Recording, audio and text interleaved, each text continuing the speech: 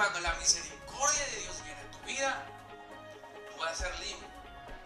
Libre de la soberbia, libre del orgullo, libre de resentimientos, libre de amargura, libre de ataduras de pecado. Y serás libre. Libre, no solamente tú, sino que serás un instrumento de liberación para tus semejantes, para aquellos que también están en Egipto, atrapados por la maldad, por la soberbia, por el pecado, y liberarlos de esa tiranía y de esa esclavitud. Tú podrás no darte cuenta que eres una persona esclava, porque tú dices, es que yo soy así. Y realmente tú eres un esclavo. Dios quiere que tú te des cuenta que dentro de ti, dentro de tu corazón, dentro de esa cesta, hay un niño y lo quiere ver. Pero tú tienes que ser sincero. Tienes que ser sincero delante de Dios y abrir tu corazón. Porque si no se abre la cesta, nadie ve al niño. Primero se abre la cesta y luego se ve al niño. Así también. Primero abre tu corazón y llora delante de Dios. Clámale a Él. Y entonces Dios va a decir, este es hijo de los hebreos. Este sí es hijo de Dios. Porque este sí llora. Este sí se humilla delante de mí. A este le voy a dar un propósito. A este le voy a dar toda mi compasión. Toda mi misericordia. Para liberarlo. Y que el río no lo lleve hacia ningún lugar. Porque el río lo llevaba hacia ninguna parte. Y a veces así es. La corriente de este mundo te lleva, pero hacia ningún lado. Te lleva hacia la muerte. Te lleva a que te mueras de hambre. El pecado te lleva hacia ninguna parte. Pero si tú lloras y dices, yo no quiero estar en este río, yo quiero salir, yo no quiero que me lleve la corriente, Dios te va a sacar. Pero si tú vas en el río y no lloras, el río te va a llevar. Y de ahí nadie te va a sacar. Te vas a morir. Dice la Biblia que de ocuparse la carne es muerte. Y que si por medio del Espíritu hacemos morir la carne, viviremos. Necesitamos el Espíritu Santo. Necesitamos la misericordia de Dios. Y esa se recibe llorando delante de Dios. Llorando delante de Dios. Suplicando, clamándole a Dios. Como el bebé llora por la leche, llora con desesperación. O como alguien que cae en un pozo y clama, sáquenme de aquí. Clamar delante de Dios con todo el corazón. Y Dios escucha esas oraciones.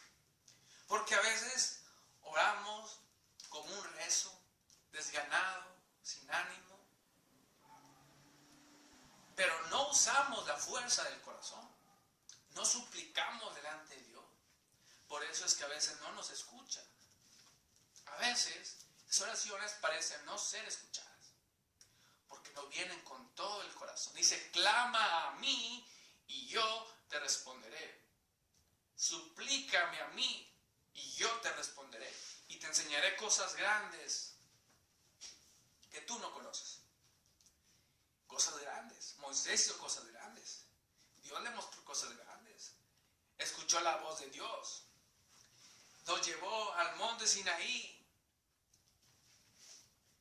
Los llevó a conducir un pueblo para que alcanzara al pueblo la tierra prometida. Tenía un propósito grande, porque clamó cuando era niño, clamó y dijo, aquí estoy, sácame, necesito vivir. Pero aquellas personas que no lloran delante de Dios, se los lleva el río y se mueren. Y cumplen el propósito de Faraón. El propósito de Faraón. Pero tú debes de rebelarte. Debes decir, yo no quiero ese propósito. Yo no quiero seguir más en el vicio, en el pecado, en la soberbia, en la altivez. Yo no quiero más estar enemistado con un familiar. No quiero más estar enemistado con mi vecino. Quiero perdonar. Quiero tener paz. Quiero que la amargura se me salga del corazón. Debes de rebelarte contra los designios de Faraón. Pero eso no lo vas a hacer nada más así. Necesitas clamar, suplicar. Porque en donde tú no puedes hacerlo, es donde Dios sí puede. Pero tienes que reconocer, número uno, que tú no puedes. Debes reconocer, número uno, que tú no puedes, que eres débil. Número dos, que necesitas el poder de Dios. Y ya que reconociste eso, número tres, empezar a clamar por el poder de Dios. Y esa es la manera de cambiar, es una manera de salir del destino de muerte y cambiarlo por el destino de la vida con propósito de ser un salvador. Nosotros necesitamos ser un medio por el cual Dios salve a las demás personas. Dios nos usa a nosotros como un medio para hablar de su palabra, para hablar de Jesucristo, de que Jesucristo nos ama y que entregó su vida por nosotros, mostrando el acto más sublime de amor por alguien. Dios mandó a su Hijo para morir por sus enemigos. Porque todo el que practica el pecado se constituye enemigo de Dios. Pero todo aquel que le recibe es perdonado y no vendrá a condenación. Dios está esperando que recibas ese perdón. Que recibas ese perdón. Hoy lo puedes hacer si tú decides arrepentirte de todos tus pecados y de recibir a Jesucristo como Señor y Salvador, para que conozcas su amor y para que seas libre de toda condenación y de toda culpa y tus pecados sean borrados. Así es como se empieza el nuevo destino. Entonces aquí vemos cómo el destino verdadero y el propósito cambió cuando recibió misericordia.